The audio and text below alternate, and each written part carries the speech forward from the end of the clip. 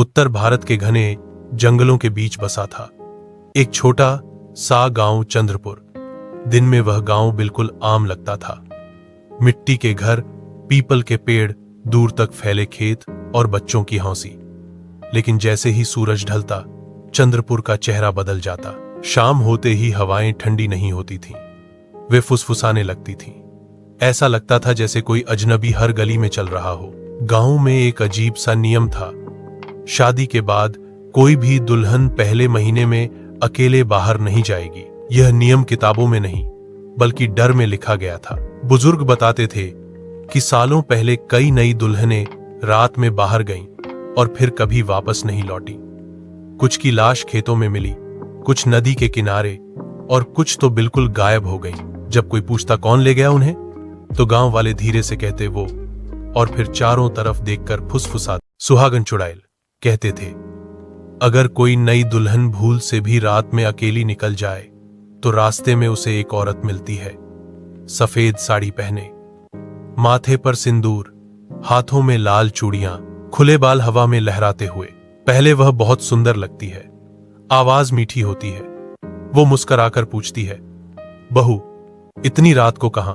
लेकिन जैसे ही दुल्हन पास आती है, उसकी आंखें काली हो जाती हैं, पैर जमीन से ऊपर उठ जाते हैं और गर्दन धीरे धीरे पीछे घूमने लगती है। फिर अगली सुबह गांव में बस रोना होता है। इसी डर के कारण चंद्रपुर की हर शादी खुशी से कम और खौफ से ज्यादा भरी होती थी। नई दुल्हनें हौसती नहीं थीं, वे इंतजार करती थीं। किस रात वह सफेद साड़ी वाली उनके सपनों में आएगी और उनका सुहाग छीन लेगी। गांव सोता नहीं था, गांव डर के साथ जीता था। और उसी गांव में अब आने वाली थी एक नई दुल्हन, जिसका नाम था पूजा। पूजा की डोली शाम ढलते ही चंद्रपुर पहुंची। आसमान पर लालिमा थी, जैसे सूरज भी डर के साथ डूब रहा हो। गांव की गलियों में सन्नाटा था, जबकि शादी का दिन था। ढोल नगाड़ों की आवाज कम थी और लोगों की नजरें ज्यादा। हर कोई नई दुल्हन को ऐसे देख रहा था जैसे मन ही मन उसे किसी अनदेखे खतरे से बचाने की कोशिश कर रहा हो। पूजा शहर में पली बढ़ी थी, उसे गांव की ये चुप्पी अजीब लगी। रोहन ने धीरे से पूछा, डर लग रहा है? पूजा मुस्कुरा दी, नहीं, बस माहौल अलग है। लेकिन जैसे ही वो घर में घुसी, उसे ठंडक महसूस हुई। ऐसी ठंडक जो मौसम की नहीं, किसी की मौजूदगी की होती है। सास ने आरती उतारी, लेकिन हाथ कांप रहे थे। दादी ने पूजा के माथे पर काला टीका लगाया और फुसफुसाई, बहू रात में बाहर मत जाना। पूजा हंसी, दादी अब भूत प्रेत पर कौन विश्वास करता है? दादी की आंखें भर आई। रात गहरी हो गई, घर में सब सो गए। कमरे में सिर्फ पूजा और रोहन थे। बाहर हवा अचानक तेज चलने लगी, खिड़कियां खुद हिलने लगी। तभी पूजा ने सुना छन छन छन, जैसे किसी के हाथ में चूड़ियां हों। पूजा उठकर खिड़की के पास गई। बाहर देखा तो आंगन में कोई खड़ा था, सफेद साड़ी, लाल चूड़ा, खुले बाल, चेहरा नीचे झुका हुआ। पूजा की धड़कन तेज हो गई। उस औरत ने धीरे से सिर उठाया, आंखें बिल्कुल काली और होंठ हिले, पूजा बहू। पूजा पीछे हट गई। रोहन जाग गया, क्या हुआ? पूजा कांपती आवाज में बोली, बाहर कोई है। लेकिन जब दोनों ने बाहर देखा, वहां कोई नहीं था। बस आंगन में एक गीला सा पैरों का निशान और हवा में चूड़ियों की आवाज गूंज रही थी। पूजा को पहली बार एहसास हुआ, चंद्रपुर की कहानियां झूठ नहीं थीं और यह सिर्फ शुरुआत थी। रात का सन्नाटा अब और भारी हो गया था। कमरे में दिया जल रहा था, लेकिन उसकी लौ कांप रही थी, जैसे किसी अदृश्य सांस से डर रही हो।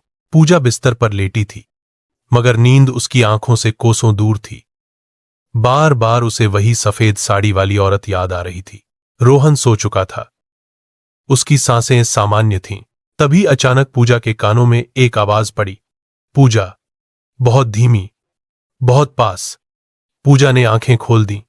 फिर आवाज आई, बेटी। अब की बार आवाज बिल्कुल उसकी मां जैसी थी। पूजा घबरा गई। उसने धीरे से कहा, मां।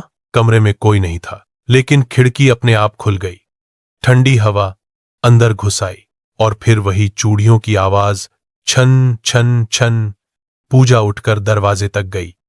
दिल जोर जोर से धड़क रहा था। बाहर से आवाज आई, दरवाजा खोलो बहू, मैं हूं।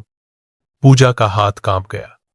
ये आवाज रोहन की मां जैसी थी, लेकिन उस आवाज में कुछ गलत था। बहुत ज्यादा मीठा, बहुत ज्यादा ठंडा। पूजा ने दरवाजे की कुंडी पकड़ ली। तभी दरवाजे के नीचे से एक साया अंदर फैलने लगा, धीरे धीरे। और फिर किसी के नाखूनों की खरोंच सुनाई दी, क्रीच क्रीच। पूजा पीछे हट गई। तभी रोहन की नींद खुली। पूजा, क्या हुआ? अचानक सब शांत। दरवाजे के बाहर कुछ नहीं था, लेकिन फर्श पर लाल सिंदूर बिखरा पड़ा था। पूजा की आंखों से आंसू निकल आए। वो समझ चुकी थी, सुहागन चुड़ैल अब सिर्फ देख नहीं रही, वो बुला रही है। और जो बुलावे पर जाता है वो लौट कर नहीं आता। पूजा रोहन से लिपट गई, लेकिन कमरे के कोने में आईना हल्का सा हिल रहा था, जैसे कोई पीछे खड़ा मुस्करा रहा हो।